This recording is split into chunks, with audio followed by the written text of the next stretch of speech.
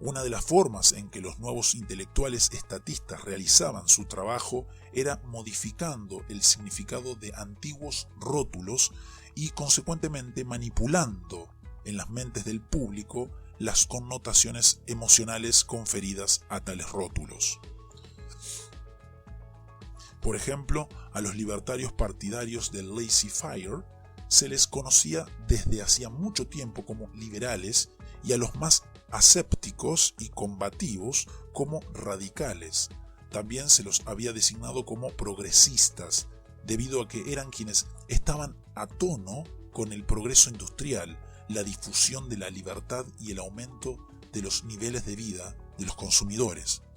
La nueva casta de académicos e intelectuales estatistas se aplicaron a sí mismos las denominaciones de liberal y progresista y lograron con éxito manchar a sus adversarios del laissez-faire, tildándolos de anticuados, hombres de Neandertal y reaccionarios. Incluso se acusó a los liberales clásicos de ser conservadores.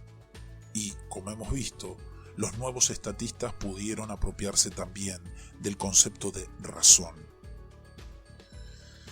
Si los liberales partidarios del laissez-faire estaban confundidos por ese nuevo recrudecimiento del estatismo y del mercantilismo, ahora como estatismo progresista corporativo, otra razón para la decadencia del liberalismo clásico hacia fines del siglo XIX fue el crecimiento de un nuevo movimiento peculiar, el socialismo.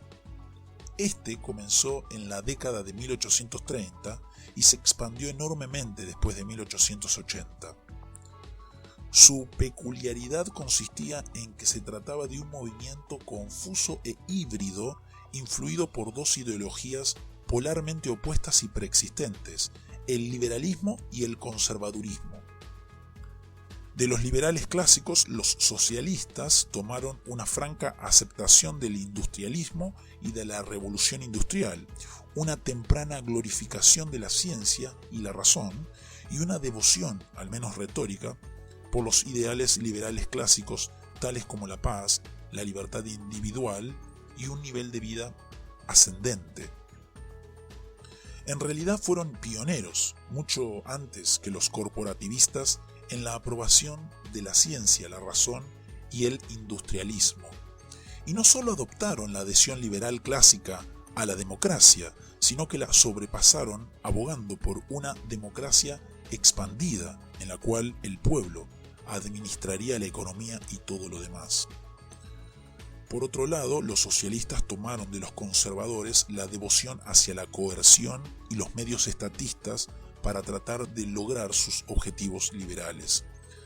La armonía industrial y el crecimiento se alcanzarían sobredimensionando el Estado hasta convertirlo en una institución todopoderosa, reguladora de la economía y de la sociedad en nombre de la ciencia.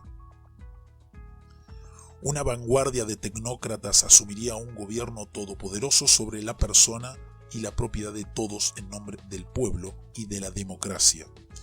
El Estado socialista, no contento con el logro liberal de la razón y de la libertad para la investigación científica, pondría el gobierno de los científicos por sobre todos los demás. No conforme con la medida liberal de dejar a los trabajadores en libertad de alcanzar una prosperidad jamás pensada, instalaría el gobierno de los trabajadores por encima de todos los demás, o mejor dicho, el gobierno de políticos, burócratas y tecnócratas en su nombre. No conforme con el credo liberal de igualdad de derechos, de igualdad ante la ley, el Estado socialista pisotearía esa igualdad en nombre de monstruosos y quiméricos objetivos de igualdad o uniformidad de resultados, o más bien erigiría una nueva élite privilegiada, una nueva clase, con el objetivo de hacer realidad esa igualdad imposible. El socialismo era un movimiento confuso e híbrido porque intentaba alcanzar los objetivos liberales de libertad, paz, armonía industrial y crecimiento, que solo pueden ser logrados a través de la libertad y la separación del gobierno de casi todo, imponiendo los antiguos medios conservadores del estatismo, el colectivismo y el privilegio jerárquico. estaba destinado a fracasar y de hecho fracasó miserablemente en los numerosos países donde alcanzó el poder durante el siglo XX, llevando a las masas a un despotismo sin precedentes, al hambre y a un empobrecimiento agobiante. Pero lo peor del ascenso del movimiento socialista fue que desplazó de su posición a los liberales clásicos de la izquierda, es decir, del lugar del Partido de la Esperanza, del radicalismo de la revolución en el mundo occidental. Así como durante la Revolución Francesa, los defensores del Ancien Régime se sentaban a la derecha de la Asamblea, los liberales y radicales se ubicaban a la izquierda.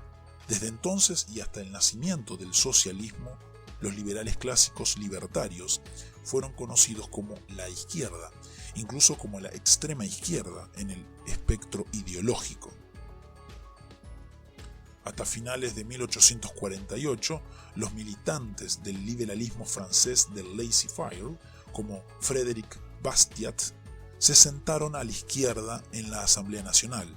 Los liberales clásicos habían comenzado como el Partido Radical, revolucionario en Occidente, como el Partido de la Esperanza y del Cambio en nombre de la libertad, la paz y el progreso. Fue un grave error estratégico dejarse desplazar, permitir que los socialistas se presentaran como el partido de la izquierda, dejando a los liberales falsamente colocados en una posición centralista poco clara, con el socialismo y el conservadurismo como polos opuestos. Dado que el libertarianismo es precisamente un partido de cambio y de progreso hacia la libertad, al abandonar ese rol abandonaron también gran parte de su razón de ser, en la realidad o en la mente del público. Pero nada de esto podría haber sucedido si los liberales clásicos no hubiesen permitido su propia decadencia interna. Podrían haber destacado, como de hecho lo hicieron algunos de ellos, que el socialismo era un movimiento confuso, contradictorio y cuasi conservador, que era una monarquía absoluta y un feudalismo con cara moderna, y que ellos seguían siendo los únicos verdaderos radicales intrépidos que no aceptarían otra cosa que la total victoria del ideal libertario.